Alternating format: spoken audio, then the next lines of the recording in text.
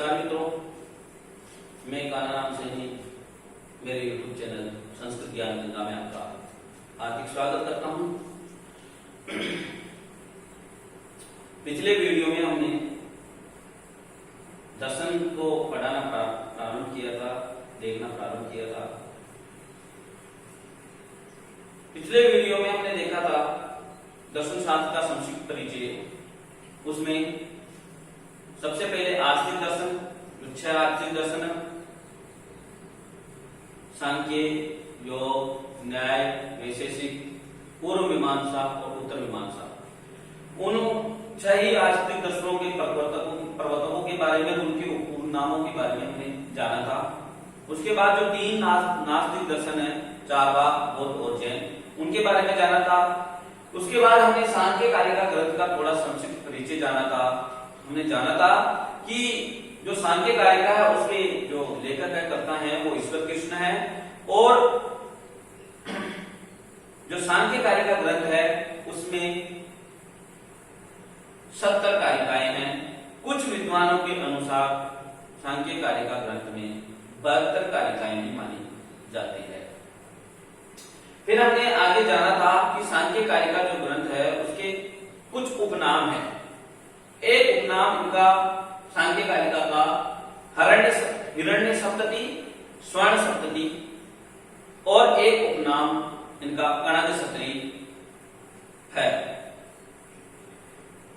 उसके बाद में मैंने कहा था आपको कि जो अगला वीडियो होगा वो हमारा सांख्य कारिकाओं का होगा, यानी जो इसमें 72 जो कारिकाएं हैं उनसे संबंधित होगा, और हम पहली कारिका से लेकर के 72वीं कारिका तक ही, यानी सभी कारिकाओं को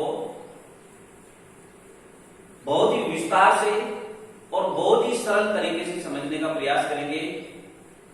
तो आज ये मैं पहली कारिका से स्टार्ट करता हूं, शुरुआत करता हूं। तो सांख्य कारिका में जो पहली कारिका है वो ये है कि दुख त्रयाभिघाता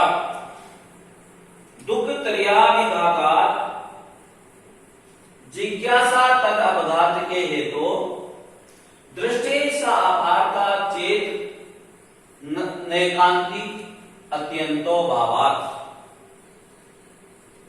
सबसे पहले हम इस श्लोक का विखंडन कर लेते हैं, फिर एक एक शब्द को समझने का प्रयास करेंगे। दुख त्रय अभिघातात् जिज्ञासा तद अपघात के हेतु दृष्टि सा अपार्था चेत न एकांत अत्यंतो अभावात्। इस प्रकार से इसका विखंडन हुआ। अब हम इसके एक एक शब्द को जानने का प्रयास करते हैं, के बाद में हमारे अर्थ इस कारिका का अर्थ पूर्ण रूप से स्पष्ट हो जाएगा। तो जो इसमें पहला शब्द आया है वो है दुख त्रय।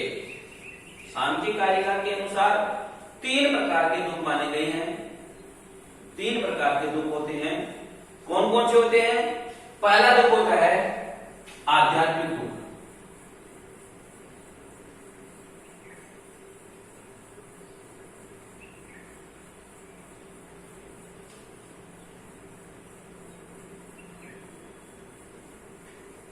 और दूसरा दुख होता है आदि भौतिक दुख।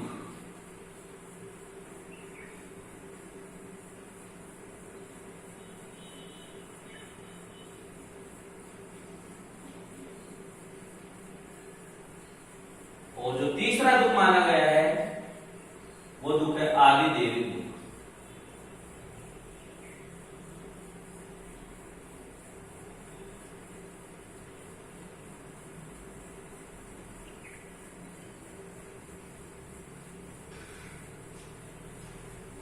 ये 3 प्रकार के जो दुख होते हैं, पहला आध्यात्मिक दुख,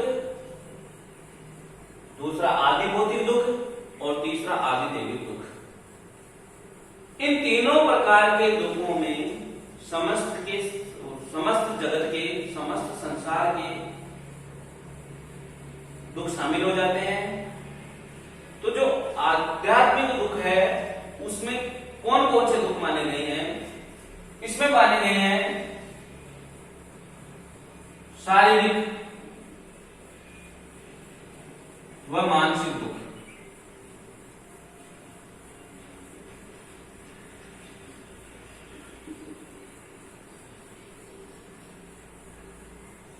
यदि हमारे किसी भी प्रकार का शारीरिक और मानसिक दुख है तो वह आध्यात्मिक दुख के अंतर्गत आएगा। जो दूसरा दुख माना गया है वो है आदि भौतिक दुख। इसमें जीवों व कीटों से प्राप्त दुख।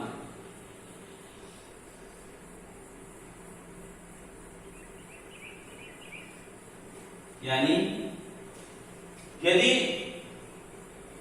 जीवों और कीटों के द्वारा यदि हमें कोई भी दुख प्राप्त होता है तो वह आदि भौतिक दुख के अंतर्गत आएगा।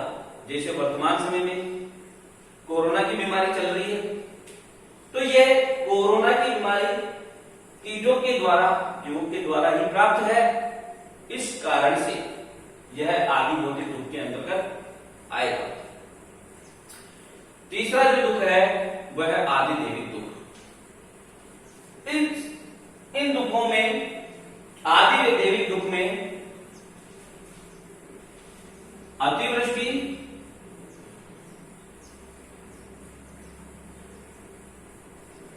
भूकंप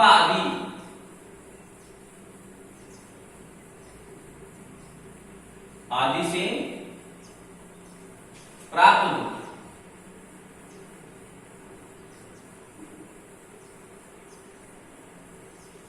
तो ये तीन प्रकार के जो दुख आने गए हैं। पहला दुख है आध्यात्मिक दुख जिसमें शारीरिक और मानसिक दुखों को शामिल किया जाता है। दूसरा है आदि भौतिक दुख जिसमें जीवों और कीटों से प्राप्त दुखों को शामिल किया जाता है। और तीसरा दुख है आदि दैविक दुख जिसमें अतिवृष्टि, भूकंप आदि से प्राप्त दुखों की दुखों को गिना जाता है। तो ये दुख त्रय है, यानी ये तीनों प्रकार के जो दुख हैं उनका अभिघात होने से, अभिघात का अर्थ है आघात। इन तीनों में से किसी भी प्रकार का जो दुख है उसका आघात होने पर, अभिघात का अर्थ होता है आघात होने पर तद अवघात के इस दुख को दूर करने का, अवघात के यानी निराकरण करने का, दूर करने का हेतु का अर्थ होता है कारण। जो दूर करने का, ये तीनों प्रकार के जो दुख हैं उनको दूर करने का जो कारण है जिज्ञासा उत्पत्ति, उसकी जिज्ञासा उत्पन्न होती है कि इन तीनों प्रकार के जो दुख हैं, इन दुखों का जो निराकरण है वो किस प्रकार से हो, उस तत्व की जिज्ञासा उत्पन्न होती है। दृष्टेश, दूसरी लाइन है दृष्टेश आहारता, दृष्टि के होने पर, दृष्टि का अर्थ होता है प्रत्यक्ष, प्रत्यक्ष उपायों के गोचर होने पर। अर्थात प्रत्यक्ष उपाय कौन कौन से? अर्थात औषध आदि। अर्थात यदि हमें शारीरिक दुख में जैसे लेते हैं हम, तो बुखार एक शारीरिक दुख हुआ, उदर पीड़ा एक शारीरिक दुख हुई, तो ये इस प्रकार के दुख प्राप्त हो गए। तो इनका जो प्रत्यक्ष उपाय है वह औषध आदि, औषधि आदि को ले लिया। तो औषध आदि जो उपाय हमें यदि दिख जाते हैं और यदि ले ली जाती है औषध आदि, तो सा अर्थार्था, ये जो सा शब्द आया है वो यहाँ पर जिज्ञासा के लिए आया है। वह जिज्ञासा, सा जिज्ञासा, वह जिज्ञासा अर्थार्था, अर्थार्थ का अर्थ हो जाता है व्यर्थ। तो वह जो जिज्ञासा हमारे मन में उत्पन्न हुई थी कौन सी जिज्ञासा? उस तत्व को जानने की, उस हेतु को जानने की।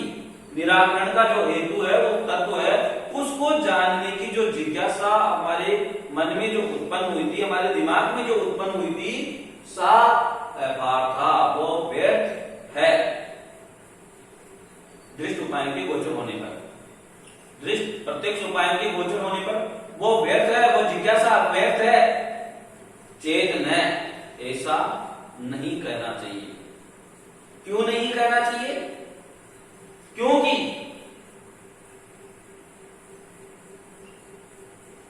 एकांत अत्यंतो अभावात, एकांत और अत्यंत के अभाव के कारण। एकांत और अत्यंत का क्या अर्थ है? एकांत का अर्थ होता है अनिवार्य रूप से, और अत्यंतों का अर्थ है पूर्ण रूप से। अभावात यानी अभाव के कारण। जो प्रत्येक उपाय है, औषध आदि लेने के कारण जो दुखों का निवारण का जो उपाय है, उन उपायों से उस दुख की जो निवृत्ति है, जो निराकरण है, वह अनिवार्य रूप से एकांतीय यानी अनिवार्य रूप से, और अत्यंतो यानी पूर्ण रूप से के अभाव के कारण। कहने का मतलब यह है कि यदि हमारे, जैसे हमने उदाहरण लिया कि यदि हमारे उदर पीड़ा हो रही है या ज्वर पीड़ा हो रही है, तो उस ज्वर पीड़ा या उदर पीड़ा का जो प्रत्यक्ष उपाय औषध आदि जो हमने ले ली, तो उससे क्या, इसका मतलब यह है कि हमारे कभी उससे एकांतिक और अत्यंतिक मिल गया क्या सुख?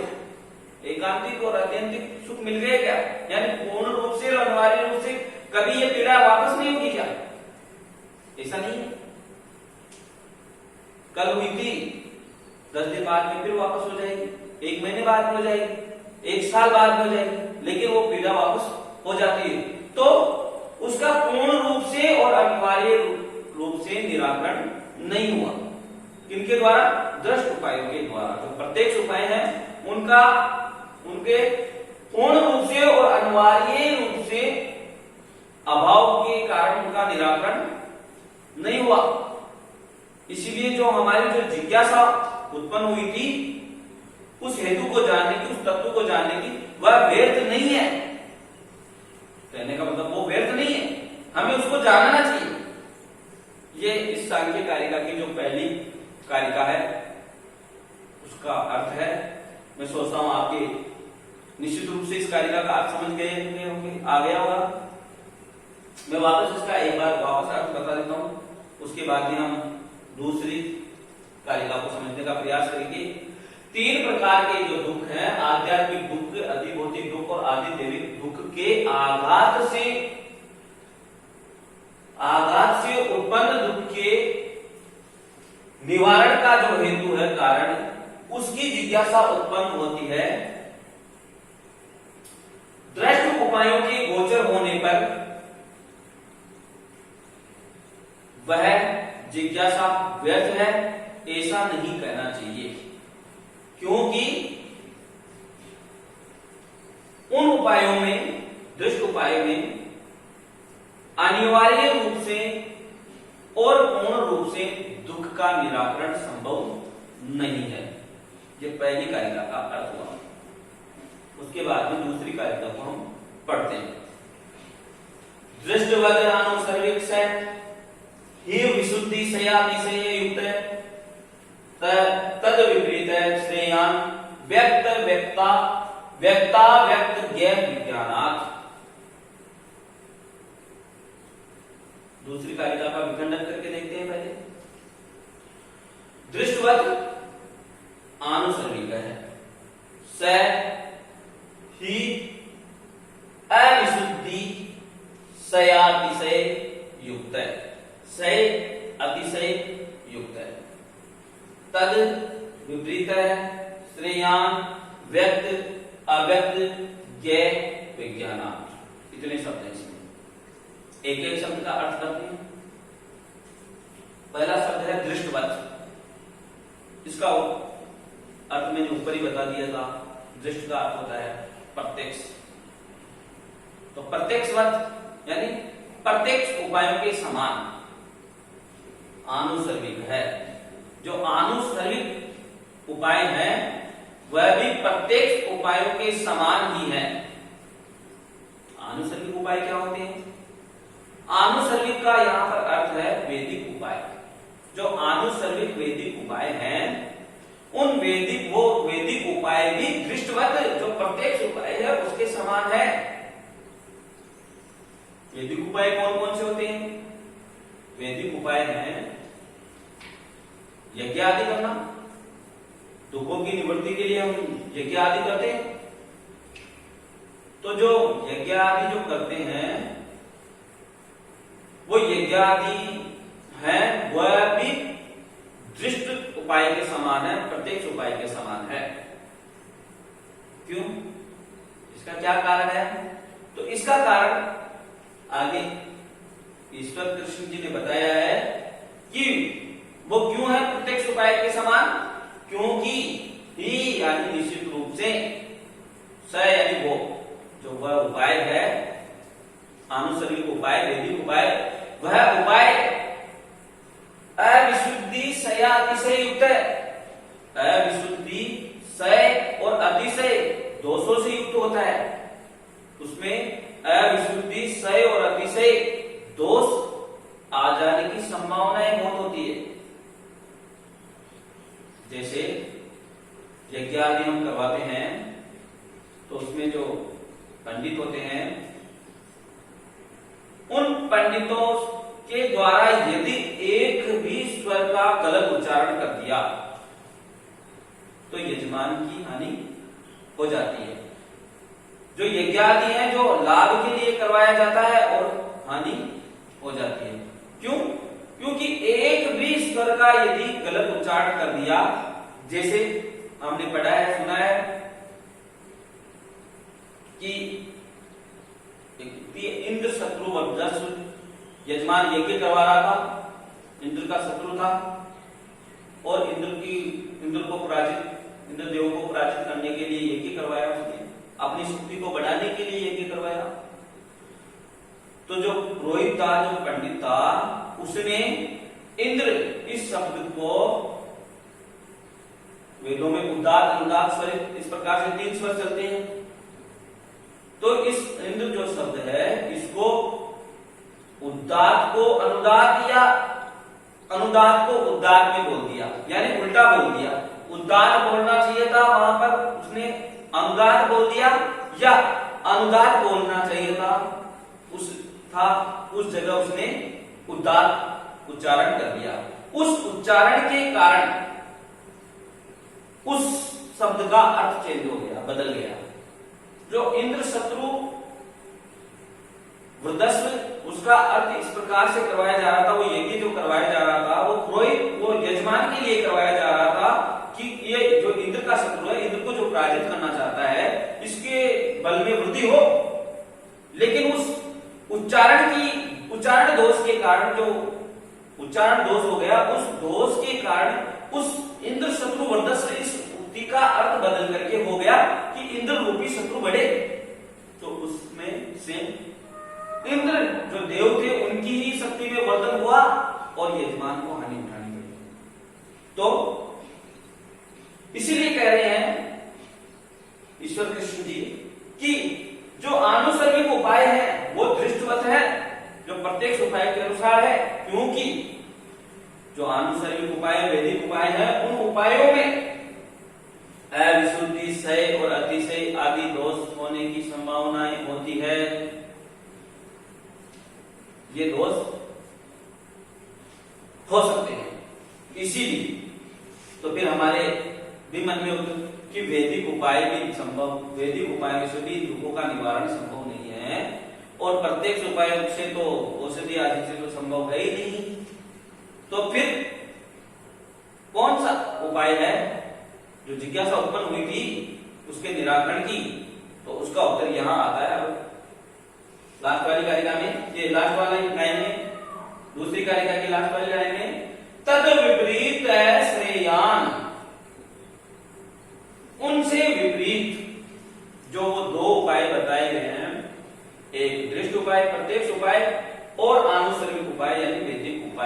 विपरीत उपाय। व्यक्त, अव्यक्त और ज्ञेय को जानना, विज्ञान। व्यक्त और अव्यक्त और ज्ञेय का विज्ञान है, वो ही श्रेष्ठ है। ये व्यक्त, अव्यक्त और ज्ञेय क्या होता है, इन चीजों को, इन शब्दों को हम समझ लें तो ये कालिका आपके पूर्ण रूप से समझ में आ जाएगी। व्यक्त जो कहा गया है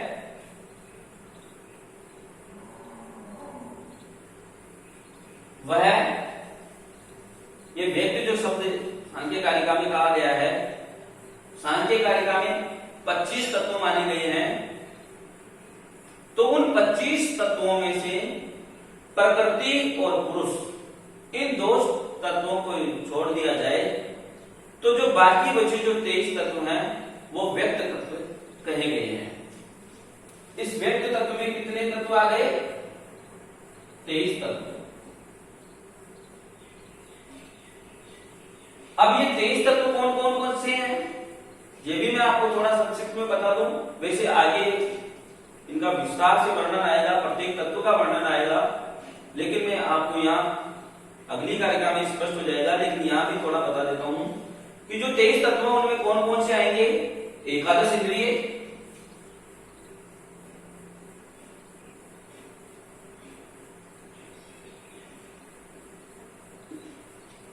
एकादश इंद्रियों में पंच ज्ञानेंद्रिया, पंच कर्मेंद्रिया और एक उभय इंद्रिय यानी मन।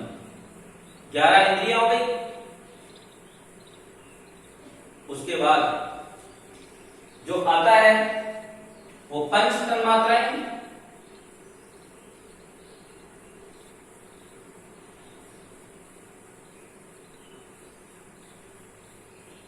पंच तन्मात्राएं कौन कौन सी है? शब्द, स्पर्श, रूप, रस और गंध। पंच तन्मात्राएं हो गई।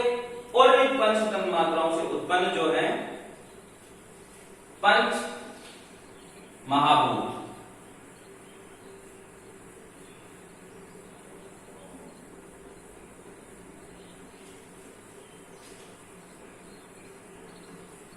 और ये 11 है और 10 21 हो गए।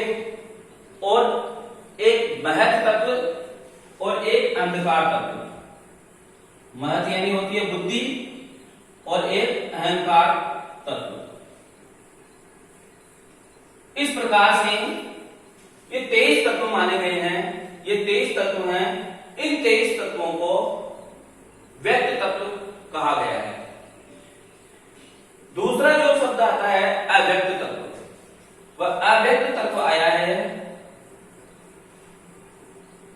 यानी 25 तत्व माने गए हैं। उन 25 तत्वों में से 23 तत्व तो हो गए, बच्चे कौन से? प्रकृति और पुरुष।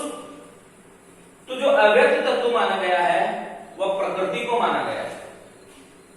प्रकृति के लिए कहा गया है अव्यक्त तत्व। अव्यक्त तत्व, ये अव्यक्त जो शब्द आया है वो प्रकृति के लिए आया है। और एक शब्द बचा ज्ञेय। ज्ञेय शब्द जो आया है वो पुरुष के लिए है। अब इस कारिका का पूर्ण रूप से अर्थ आपके समझ में आ जाएगा कि वैदिक उपाय भी दृष्ट प्रत्यक्ष उपाय के समान है, क्योंकि उन उपायों में अविशुद्धि, क्षय और अतिशय आदि दोष हो जाते हैं।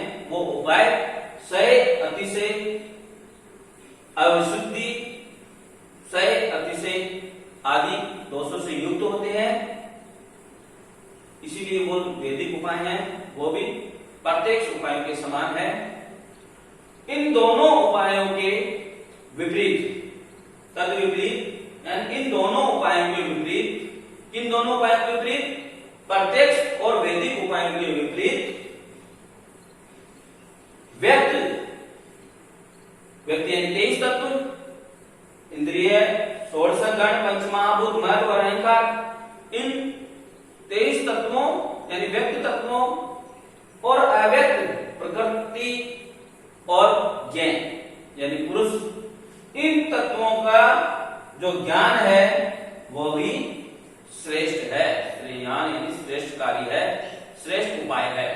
यानी इन तत्वों का ज्ञान प्राप्त करने से, तत्वों को जानने से इन सभी जो दुख हैं, ये तीनों प्रकार के जो दुख हैं, आध्यात्मिक दुख, आदि दैविक दुख और आदि भौतिक दुख, ये तीन प्रकार के दुख हैं। इन तत्वों के ज्ञान से इन तीनों प्रकार के दुखों की निवृत्ति संभव है। यहां तक आपके दोनों कारिकाओं का स्पष्ट रूप से समझ में आ गया होगा। यदि आपको मेरा वीडियो अच्छा लगा हो तो वीडियो को लाइक और चैनल को सब्सक्राइब जरूर करें। आगे की कारिकाएं हम अगले वीडियो में पढ़ेंगे। धन्यवाद।